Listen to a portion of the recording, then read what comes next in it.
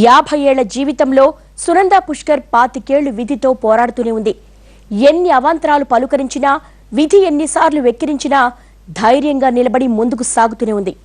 మరి అలాంటి ధైర్యవంతురాలు తన మూడో భర్తకున్న చిన్న అఫైర్ గురించి తెలిసి తట్టుకోలేక ఆత్మహత్య చేసుకుంటుందా? దేశం కాని దేశంలోనే పరిస్థితులతో పోరాడి సబలా అనిపించుకున్న సునంద రవ్వంత విషయానికే విషం తీసుకుంటుందా? సునంద పుష్కర్ చనిపోయే నాటికి ఆమె వయసు 50 ఏళ్లు. కానీ ఆమెను చూస్తే ఎవ్వరికీ అలా అనిపించేది కాదు. చిన్న చిన్న ఒత్తిళ్లకే 100 ఏళ్లు పైబడినట్టు వాలిపోయే జనం ఉన్న ఈ రోజుల్లో విధికి సైతం ఎదురీది పరిస్థితులతో పాటు ప్రపంచంతోనూ పోరాడిన ఆమె తన శరీర ఆరోగ్యం మీద అంతే శ్రద్ధ తీసుకునేది.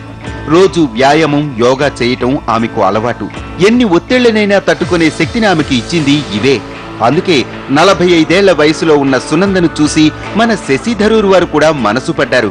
ఆమె తెలివికి దాసోహం అన్నాడో, అందానికి పడిపోయాడో తెలియదు కానీ రెండో పెళ్లి చేసుకున్న 2 ఏళ్లకే సునందకు ప్రపోజ్ చేశాడు.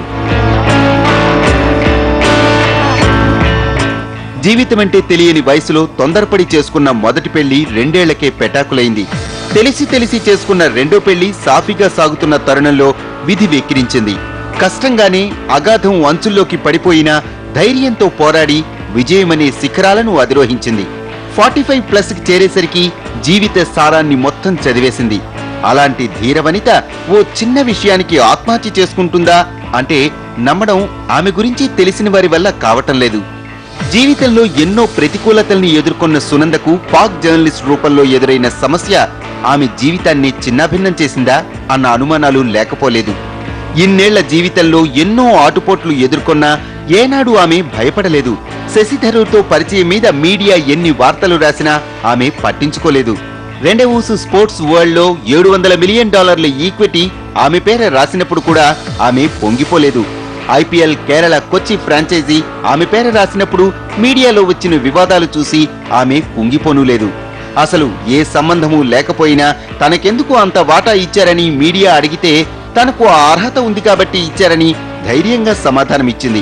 శశి థరూర్ కు బినామీగా వ్యవహరిస్తున్నారా అంటే భార్య భర్తకు బినామీ ఎలా అవుతుందని మీడియానే ఎదురు ప్రశ్నించిన ధైర్యం ఆమె సొంతం. ఎక్కడైతే సస్పిషన్ ఉంటుందో అక్కడ వైలెన్స్ గ్యారంటీగా ఉంటుంది.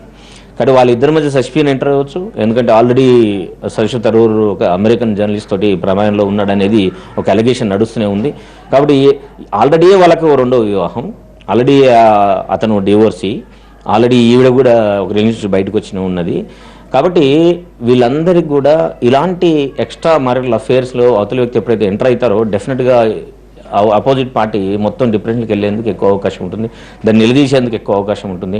సెల్ఫ్ ఎస్టీమ్ దెబ్బతిన్న తర్వాత డెఫినెట్గా దాన్ని ఇది ఏంటి, ఎందుకు ఇలా జరుగుతుంది, మనం ఇద్దరం ప్రేమించుకొని కదా మనం ఒక రిలేషన్షిప్కి ఎంటర్ అయ్యాము, ప్రపంచం అంతా మన దిక్కు చూస్తుంది, మీరేంటి మళ్ళీ ఎక్స్ట్రా రిలేషన్షిప్కి ఎంటర్ అవుతున్నారని ప్రశ్నించే అవకాశం ఉంది. ఆ ప్రశ్నను అవతల వ్యక్తి ఏ పర్స్పెక్టివ్తో చూసి జవాబు ఇచ్చాడు అనేది ఇంకా మిస్టేక్గా ఉంది. కాబట్టి 4.5 దశాబ్దాల్లో 4 సునామీలను తట్టుకున్న సునంద ఒక చిన్న రాకాసియాల చేసిన విధ్వంసానికి భయపడి తనువు చాలిస్తుందా అన్న అంశం మీద ఎన్నో అనుమానాలున్నాయి. ఆమె మరణానికి 2 రోజుల ముందు జరిగిన ఘటనలు చూసిన ఎవరికైనా ఎన్నో అనుమానాలు రాకమానవు. 2014 జనవరి 15న శశి థరూర్ పాకిస్తాన్ జర్నలిస్ట్ మెహర్ తరార్ కు మధ్య సాగిన ఆంతరంగిక SMS-లను తన ట్విట్టర్ అకౌంట్లో పోస్ట్ చేసింది సునంద. అంతేకాదు ఈ మెసేజ్లు చూసి వాళ్ళిద్దరి మధ్య ఉన్న సంబంధం ఏ స్థాయిదో అర్థం చేసుకోలేనంత చిన్నపిల్లేం కాదామె.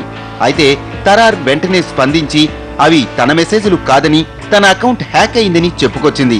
ఆ టైంలో తరార్ని ISI ఏజెంట్ గా చెప్పుకొచ్చిన సునంద ఎన్నికలు రాబోతున్న నేపథ్యంలో ఈ వ్యవహారాన్ని రచ్చ చేయబోనని కూడా ప్రకటించింది. ఆ తర్వాతి రోజే శశి థరూర్, సునంద పుష్కర్లు తమ ఫేస్బుక్ అకౌంట్ లో ఓ సంయుక్త ప్రకటన కూడా రిలీజ్ చేశారు. ఆ లెటర్లో తమ మధ్య ఓ వివాదంతో మనస్పర్ధలు వచ్చాయని, కానీ అస్వస్థత కారణంగా తాను రెస్ట్ తీసుకుంటున్నట్లు సునంద రాసుకొచ్చారు. కానీ ఇది జరిగిన మర్నాడే ఆమె శవమై కనిపించారు.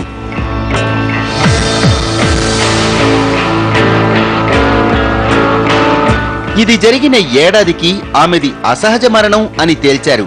అది ఆత్మహత్య లేక హత్య అన్నది తేలాల్సి ఉంది.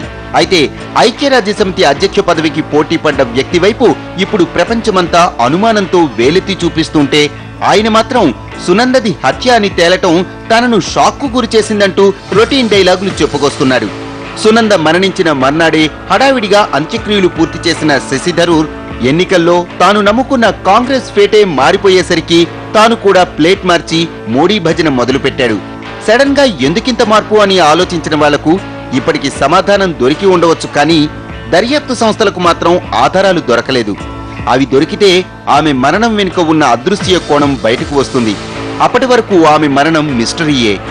ఇది వాళ్ళ స్టోరీ బోర్డ్. మరో అంశంతో మళ్ళీ కలుద్దాం. నమస్తే.